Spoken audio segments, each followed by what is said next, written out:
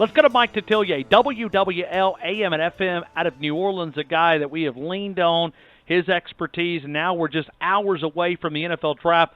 Hey, Mike, I hope you're having a great day, sir. Welcome into the game in Tuscaloosa. Thank you. Appreciate it. Mike, how many interviews have you done today? This is, this is 13. 13 interviews today. It's like Christmas morning I did for you, right? 2 TV shows, and I think this would be 11 radio. So, yeah, it's been busy. Okay. But I can, What's the number one? But, what's the number one? What's the number one? Come back again? No, I'm sorry, Mike. I didn't mean to step all over you there. I was going to ask you, what's the number one question across the board? What's the number one question people are wanting to know? Well, it's 2 things. One is Kyler Murray going to Arizona, which I've said now for months I think would happen. And secondly, if you had one player to pick in this draft that you think will be a superstar quickly in the league, who would it be? All right, and your answer is? Those are the 2 questions I get asked the most. And your answer is, who's going to be the superstar? Well, they're talking about quickly. I think it's going to be Josh Allen because he can rush the quarterback from the edge. And you don't see a lot of guys like that. When you look at it, Quinnen Williams, Josh Allen, those 2 guys, man, they're dominant players. They're on the defensive side of the ball, which is sometimes not where most people would go, but it would be 1-2 with those 2 guys. And Quinnen's ability to just wreck the inside pocket. That's unusual for a nose guard. You don't see it often. And when you got one like that you can move around a little bit. You can move him to defensive tackle, even swing him over to defensive end if you had to. You don't see that a lot. Josh Allen, I think, is the next Khalil Mack. I think he's that type talent, and he's unvarnished. He hasn't been affected by fame and everything else. His work ethic is the same as the guy that Kentucky brought in that looked as though he would sign with Monmouth University in New Jersey. He's he's very focused, and so it's Josh and Quinnen would be those 2 guys. Mike, the topic of conversation here, in going back to really, the question that you've been asked is the question here.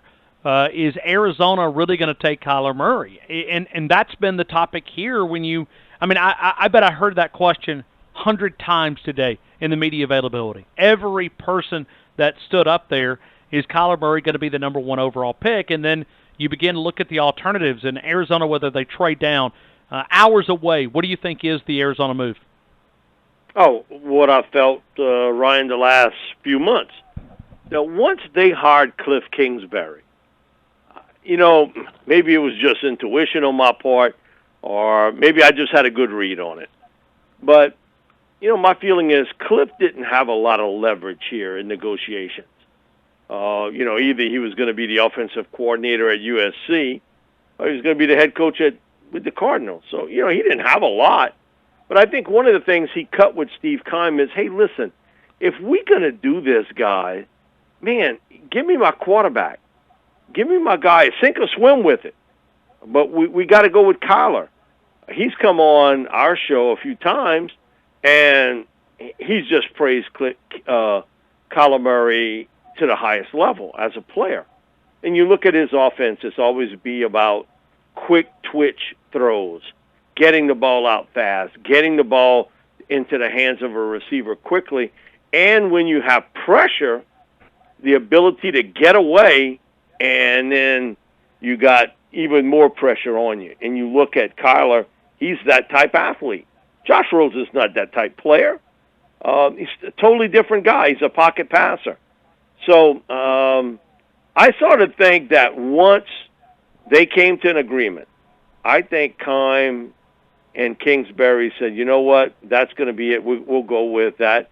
But you can't make me look bad in front of my owner, because last year at this time I banged the table and I told Mr. Bidwell, my quarterback of the future is Josh Rosen, and we traded up to get him. Now I got to go back to him in less than a year and say we got to go a different direction. Well, luckily this Bidwell has a lot more patience than Papa Bidwell, is all I can tell you, because I don't know if Kime would have survived if he'd tried to pull that off against the old man. So it just was a feeling, the way the offense is run, the way everything is, that he would go with Kyler Murray with the first overall pick, despite the fact they had Josh Rosen. And they'll try to get a number one pick for him. If they can't, Ryan, hold on to him. I'm not giving him away. And things happen in training camp. Sometimes there's disappointments. Sometimes there's a player that goes down to an injury. And then he becomes really valuable then. Really valuable as a player. And we saw it a couple years back. Teddy Bridgewater went down to a really horrific knee injury. And look what they gave up to get Sam Bradford from Philly. They gave up a lot to get him. And so I think it's going to be Murray. If they don't get the right deal, you hang on to Josh Rosen. Mike, do you think that Arizona could trade down and allow some other teams that don't need a quarterback to move up? I mean, could they trade down and still get Kyler Murray? I sort of doubt it. I think here's the mystery with that. I don't know if anybody knows what the Raiders are doing, including the Raiders. Ryan, I've done this. This is 34 years for me. I've never heard of a head coach dismissing his entire scouting department for the draft. Now, those scouts have been in meetings. They've been at the facilities. They've set up that board. You know kind of how it's going to break down. And all of a sudden he tells them, oh, you can go home for the Easter weekend and stay home. Okay. Wow. Here's my deal. Those scouts have been on the same grass as those players. They have talked to the coaches. They've talked to the assistant coaches, the trainers. They've talked to opposing players that have went up against them. What has John Gruden done? John Gruden was coaching in the NFL last year. You know, so he wasn't able to do that, and he never was that type of guy to begin with. And Mike Mayock, you know, he was doing TV, so you were covering one game a week. Ryan, I don't get it. This is a recipe for disaster, and basically Gruden's driving the truck right off the cliff with this. It makes absolutely no sense. And sometimes guys really start to believe their own voice. I'll tell you this before, the most successful people in the world are people who are the best listeners. They listen to what other people say, they absorb it, and then they work it into how they want to work things, if it's in business, if it's in sports, whatever. But they're the best listeners. John Gruden's not listening to anyone. He feels he knows more than everybody else. And that, to me, when that boils down to that, you're in deep trouble. You're in deep, deep trouble. So who knows what happens at that spot at 4 and what will occur. I would think that could well be the landing spot for Quinnen Williams if he's not off the board. I'm interested at 3 because of who's the defensive coordinator there, and that's Greg Williams. Greg's always been break the pipe, pressure breaks the pipe type coach.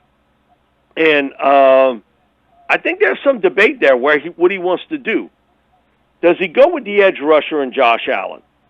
Does he go with Quinnen? Does he go with Ed Oliver, another inside guy who's known to put pressure on the quarterback? And then, what happens with the Raiders? I mean, but who knows at this point, to be honest with you. And Mike's going to get a lot of the blame for this, but really the blame is on John Gruden. What he's doing now is, again, why the Raiders will be in this same spot again next year, picking almost in the same area, if not higher. Mike, you've been in this business a long time. When you look out there, who's the best at scouting? Who is someone that you look at and you go, man, I like what they do in their front office. I like the way they draft. I like the way they evaluate. Who is it for you? Well, before he retired, it was Ozzie Newsome in the Ravens. I thought, through all those years, Ozzie was phenomenal in being able to pick out the right players for his team. And, he's a Belichick disciple, but he does a lot better picking in the draft than what Belichick ever has done. That's not Bill's forte as far as draft choices are concerned. So, Bill was, he is who he is. He's much better with the later round picks. He's better with free agent guys that fit what he does.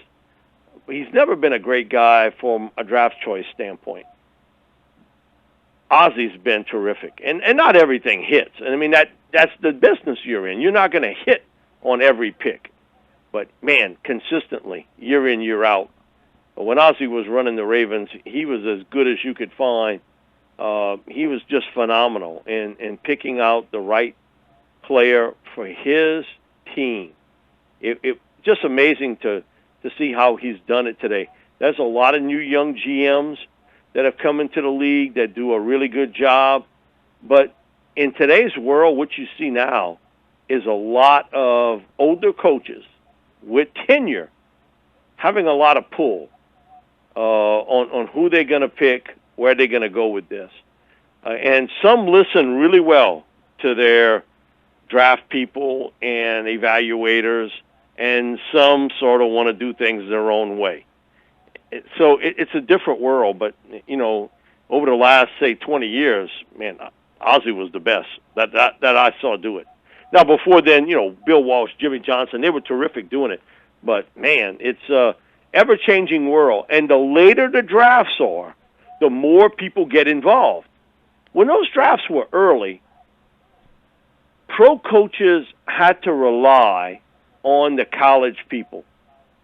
Now you've got head coaches, assistant coaches, everybody getting involved. And there's some good and there's some bad in that. But you've got everyone involved. And in some cases, I've talked to some people that have worked for NFL teams that has told me that they've even had their owners get involved, that he wanted a certain player and that's who he wanted. And, when the owner says, hey, this is who I want, you ain't telling him no.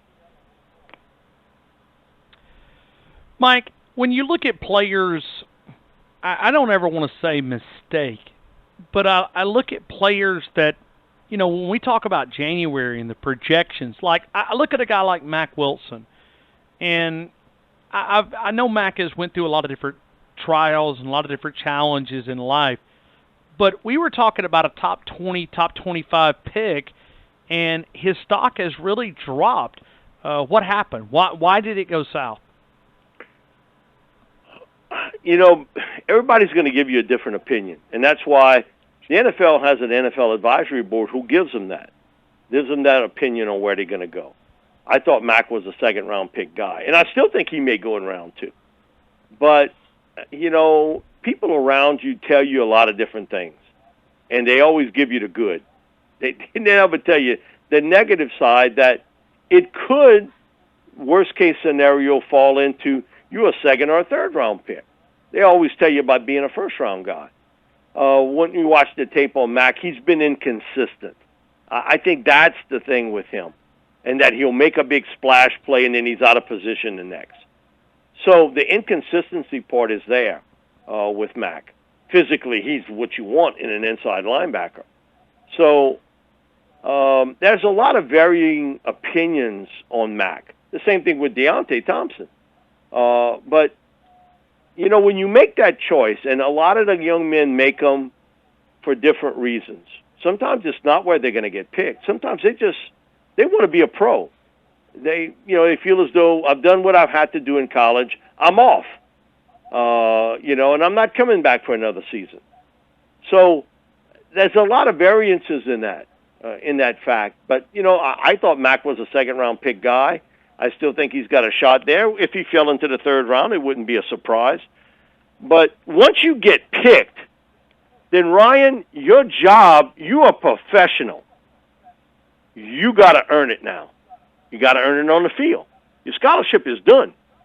You know, this, and if you think the veteran players, and some veteran players help, but if I'm a veteran player, a lot of them tell me this, why should I help some young kid steal my job?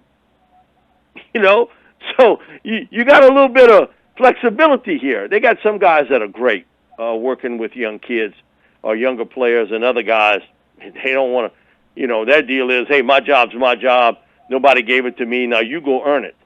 So that's the thing. But Alabama players have been well coached, well schooled, and I think that's what gives them such an advantage at the professional level, is because of the coaching and the tutoring and the fact that you have played in big game atmospheres.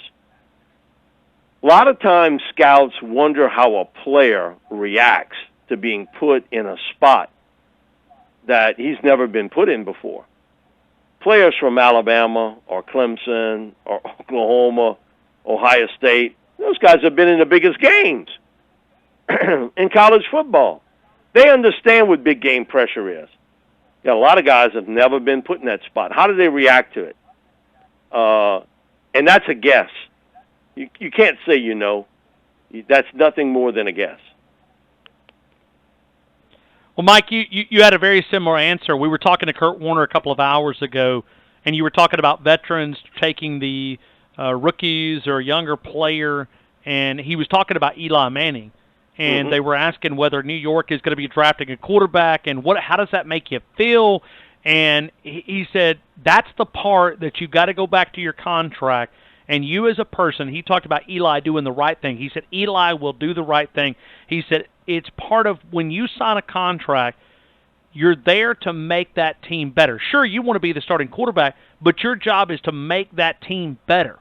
And he said it's hard line, but it was brilliant the way, and I can't even paraphrase everything that he said, but he said that's a challenge. But as a person, you got to be able to do the right thing. And he said it is a challenge, but at the end of the day, you got to look yourself in the mirror and say, I did right, and this is the way. And he said you get respect, and I think Kurt Warner's one of those guys that you earn that respect. He said Eli Manning will do the right thing regardless of which way they go. Because Kurt was in Eli's spot. Kurt was in Eli's spot when Eli came in. You know, he had to be the guy. And so, but not everybody feels that way, Ryan. And you're right. Kurt's one of these guys that I think, you know, he's going to do the right thing, the betterment for the team. And I think Eli will too. But you got some other players that won't. You know, they just won't do it. Their feeling is it's not my job to do. My job is when I'm called upon to play. It's not to groom someone else. But you're in a unique field at quarterback because all of you have been in a spot where, you know, a quarterback and a head coach are the same. They get way too much credit when they win and way too much blame when they lose. You know, it is other people out there. And so, but you understand when you take on, Jake Delhomme told me this, when you take on that responsibility that you're going to be a quarterback if you're 11, 12, 13 years old, you find out real quickly that it's just not like playing wide receiver or tight end or middle linebacker. It's different, totally different. And so you got to have the right mentality to do it. And some guys are very good at it, and some guys, let's just say they're not quite as good as it. Mike, it's going to be a lot of fun. Either way, I mean, I enjoy the chess match. I mean, I know it probably gets tiresome. You're a guy that's covered it for many, many years, but I kind of like the chess match. I kind of like the poker face. I kind of like the strategy that goes into an NFL draft, and I can only imagine the anxiety for both the scouts and the general managers and the coaches, and also in the player perspective. A lot of anticipation for the start of the NFL draft tomorrow night. Yeah, and it's totally different from recruiting. You know, I think you got a pretty good idea, one way or another, with a player as it gets close. Now, you may lose that guy at the end to another team, but you sort of know you're in the hunt. Ryan, if you pick in 24th in his draft class, you can sort of figure who you might think will be there and who might not. But you're not sure. With recruiting, it's a little bit different. It's totally, totally different. Two things to watch tomorrow, though. And, us doing this where we are. I did a gambling show earlier this morning. The over and under in Las Vegas is 12.5 for Southeast Conference players to be picked in round 1. I would take the over on that. I think there'll be 13. Hey, what was the number, Mike? What was the number, Mike? 12.5. 12.5. Wow. So that's amazing to show the strength of this conference and how good it is. And you know what? The Pac-12, you know how many first rounders I think they'll have? 2. Andre Dillard from Washington State, who's a really good left. I think he's the best left tackle, pure left tackle in this draft class because of his pass blocking skills. He's really good. Now, he's not the most physical run blocker, but as a pass protector, he is really, really good. And Byron Murphy, the cornerback from Washington, that's it. 2. Think about this. Texas has not had a first-round pick since 2015. They won't have one tomorrow. University of Texas, wow, in that state, have not had a first-round. Malcolm Brown was the last one, 2015. Have not had and won't have one tomorrow. But the stat, and I'll print it tomorrow when it's all said and done in round 1. Nick Saban at Alabama is 141-21, 21 losses. Right now, he's sitting with 26 first-round picks at Alabama. He's got more first-round picks than he's got losses. And tomorrow, by tomorrow at this time, I'd say later in the day, it could be 29. Now think about that you've got 21 losses, and right now you're sitting with 26 first-round picks. Amazing. Ryan, we could live 2 more lives and never see anything like that happen again. Mike Detillier, the NFL Draft Guide, is coming with me. It's already here with me at Nashville, and I'm going to be sitting there in the media spot watching the stage, and I'll be able to look like somewhat that I know what I'm talking about. I'll be able to look through these draft picks and kind of follow it play by play. Mike Detillier, you're the best, man. I appreciate you for being a part of the show and certainly always enjoy these conversations. Thank you, Ryan. Appreciate it, buddy.